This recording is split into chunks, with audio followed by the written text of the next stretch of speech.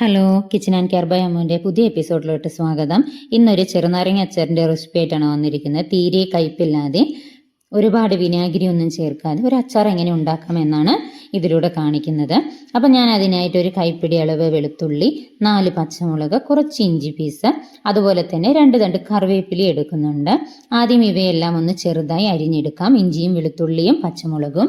അപ്പോൾ നമ്മൾ ഈ അച്ചാർ ഉണ്ടാക്കാൻ പോകുന്നത് ചെറുനാരങ്ങ ഉപ്പിലിട്ട് വെച്ചതാണ്. അപ്പോൾ ഞാനിത് 1 മാസത്തോളമായി, ഒരാഴ്ച കഴിഞ്ഞാലോ അല്ലെങ്കിൽ 4 ദിവസം കഴിഞ്ഞാൽ ചെറുനാരങ്ങ ഉപ്പിലിട്ടതും കൊണ്ട് നമുക്ക് ഉണ്ടാക്കാം. അപ്പോൾ ഞാൻ 1 കിലോളം ചെറുനാരങ്ങയാണ് എടുത്തിരിക്കുന്നത്. നല്ല പഴുത്ത ചെറുനാരങ്ങ എടുക്കാൻ എല്ലാവരും ശ്രദ്ധിക്കുക.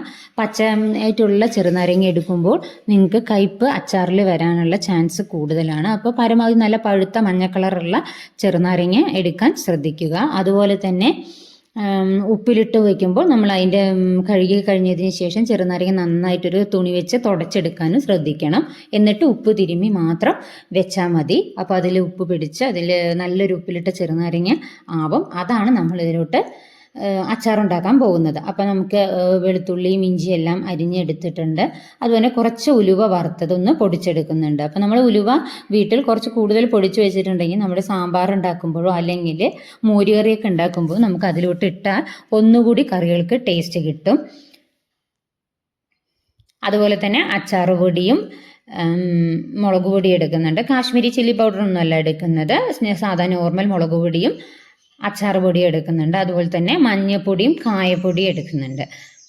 അപ്പം എല്ലാവർക്കും അറിയുന്നതാണ് അച്ചാർ ഉണ്ടാക്കുമ്പോൾ. പിന്നെ ഇതാ ഞാൻ 1 മാസത്തോളം ഉപ്പിലിട്ട് വെച്ച ചെറുനാരങ്ങ, ഇതിലോട്ട് വെള്ളമൊന്നും തീരെ ഒഴിച്ചിട്ടില്ല, ഉപ്പ് തിരുമ്മി ഇടയ്ക്കിടയ്ക്ക് ഒന്ന് കുലുക്കി വെച്ച ചെറുനാരങ്ങയാണ്. അപ്പം നമുക്കൊന്ന് ഗ്യാസ് കത്തിച്ചതിന് ശേഷം ഒരു വലിയ കട്ടിയുള്ളൊരു പാത്രം വെച്ചതിന് ശേഷം എണ്ണ ഒഴിച്ചു കൊടുത്ത് ചൂടായി വന്നതിന് ശേഷം നമുക്ക് 1 സ്പൂൺ കടുക് ഇട്ട് കൊടുക്കുന്നുണ്ട്.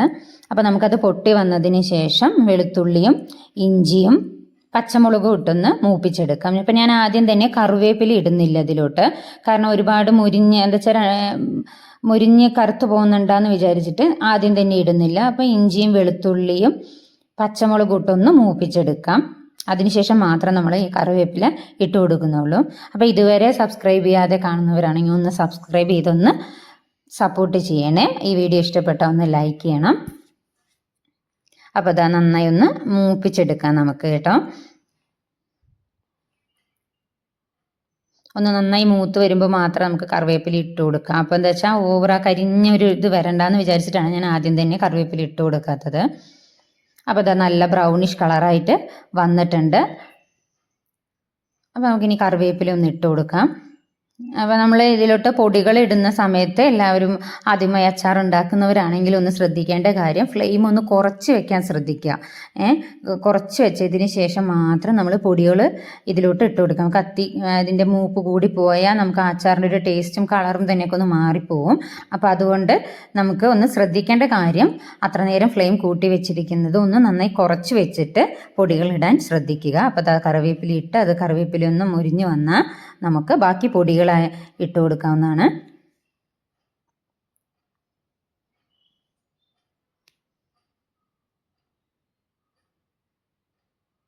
അപ്പം നന്നായി ഇതാ മുരിഞ്ഞ് എല്ലാം ആയിട്ടുണ്ട്. അപ്പം നമുക്കിതിലോട്ട് എടുത്തു വെച്ചിട്ടുള്ള അച്ചാർ പൊടിയും മുളക് പൊടിയും ഇട്ട് കൊടുക്കാം.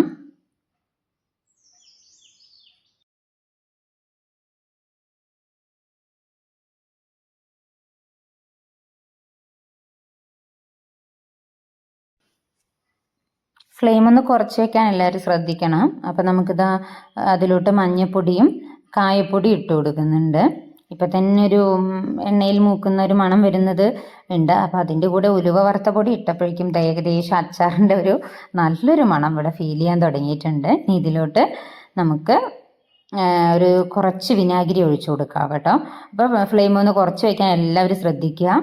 അപ്പോൾ കുറച്ച് വിനാഗിരി, കാരണം നമ്മൾ ആവിയിൽ പുഴുങ്ങാത്ത ചെറുനാരങ്ങ ആയതുകൊണ്ട് നല്ല പുളിപ്പ് ഉപ്പിലിട്ട് വെച്ച ചെറുനാരങ്ങയ്ക്കുണ്ട്. അതുകൊണ്ട് കുറച്ച് വിനാഗിരി മാത്രം ഒഴിച്ചു കൊടുത്താൽ മതി.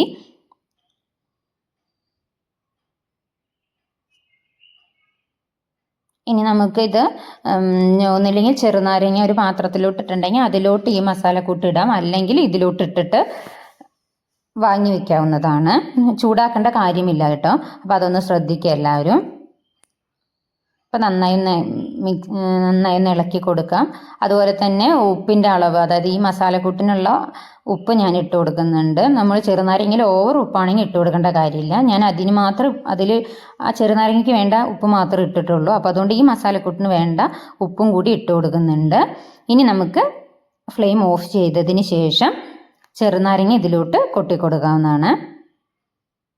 നിങ്ങളുടെ നാട്ടിലൊക്കെ അച്ചാറൊക്കെ ഇടുമ്പോൾ എന്തെങ്കിലും പൊടിക്കൈകളൊക്കെ ഉണ്ടെങ്കിൽ കമൻറ്റിലൂടെ അറിയിക്കുക. അപ്പം ഞാൻ എന്താ ചെറുനാരങ്ങ ഇതിലോട്ട് ഇട്ട് കൊടുക്കുന്നുണ്ട്.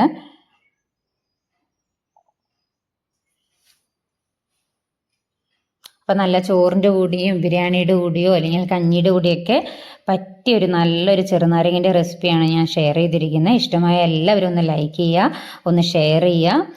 അപ്പോൾ സബ്സ്ക്രൈബ് ചെയ്യാത്തവരൊന്ന് സബ്സ്ക്രൈബ് ചെയ്തിട്ടൊന്ന് സപ്പോർട്ട് ചെയ്യുകയും ചെയ്യണേ. അപ്പോൾ നമ്മുടെ ഉപ്പിലിട്ട ചെറുനാരങ്ങ അച്ചാർ ഇതവിടെ റെഡി ആയിരിക്കുകയാണ്.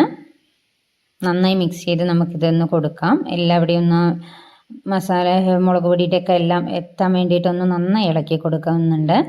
അപ്പോൾ ഇത് ഇന്ന് നമ്മൾ ഇപ്പം തന്നെ കൂട്ടാം, പക്ഷേ ഇന്നതിലുപരി ഒരു ദിവസം കഴിയുമ്പോഴാണ് ഇതിൻ്റെ കറക്റ്റ് ടേസ്റ്റ് നമുക്ക് ഫീൽ ചെയ്യുക. കാരണം ആ ചെറുനാരങ്ങയിലൊക്കെ ആ മസാലയൊക്കെ പിടിച്ചിട്ടുള്ള ഒരു ടേസ്റ്റ് ഫീൽ ചെയ്യുക. അപ്പം ഇങ്ങനെ ഉണ്ടാക്കാത്തവരൊന്ന് ഉണ്ടാക്കി നോക്കണേ.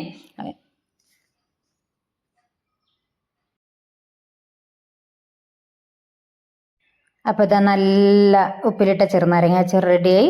നമ്മുടെ കിച്ചൺ ആൻഡ് കെയർ ബൈ അമ്മുവിൻ്റെ അടുത്തൊരു എപ്പിസോഡുമായിട്ട് വീണ്ടും കാണാം. ഇതുവരെ സപ്പോർട്ട് ചെയ്യാത്തവരൊന്ന് സപ്പോർട്ട് ചെയ്ത് കൂടണേ. Thank you for watching.